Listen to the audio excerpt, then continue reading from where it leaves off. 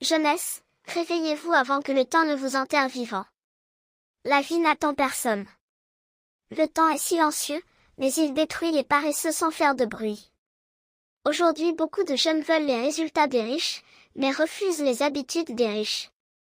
Ils veulent la gloire sans discipline, l'argent sans sacrifice, le respect sans travail, le succès sans patience. Pourtant, un vieux proverbe dit: celui qui dort sur la natte de la paresse se réveille dans la honte. Regardez les grands hommes de ce monde. Des présidents, des milliardaires, des entrepreneurs, des inventeurs, beaucoup ont connu la souffrance avant la grandeur. Certains vendaient dans la rue, certains marchaient des kilomètres pour aller à l'école, certains dormaient sans manger. Mais ils avaient une chose que beaucoup de jeunes ont perdue aujourd'hui, la vision. Un homme pauvre avec une vision peut devenir puissant. Mais un homme sans vision, même avec de l'argent, finit dans la destruction. Les riches ont souvent des habitudes simples mais puissantes. Ils respectent le temps. Ils lisent et apprennent. Ils fréquentent des personnes intelligentes. Ils évitent les distractions inutiles. Ils investissent pendant que d'autres gaspillent. Ils construisent pendant que d'autres dorment.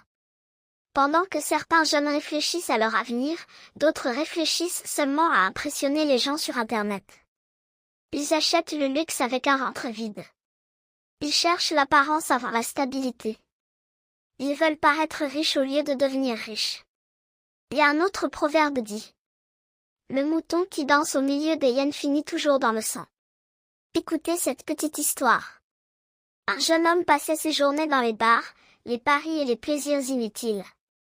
Chaque fois qu'on lui donnait un conseil, il répondait: la vie est courte. Son ami, lui, travaillait discrètement. Il économisait, apprenait un métier, faisait des projets. Les gens se moquaient de lui parce qu'il ne dépensait pas beaucoup.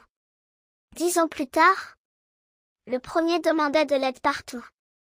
Le second employait des personnes. Voilà la différence entre celui qui cherche le plaisir immédiat et celui qui prépare son avenir. Les mauvaises habitudes sont des prisons invisibles.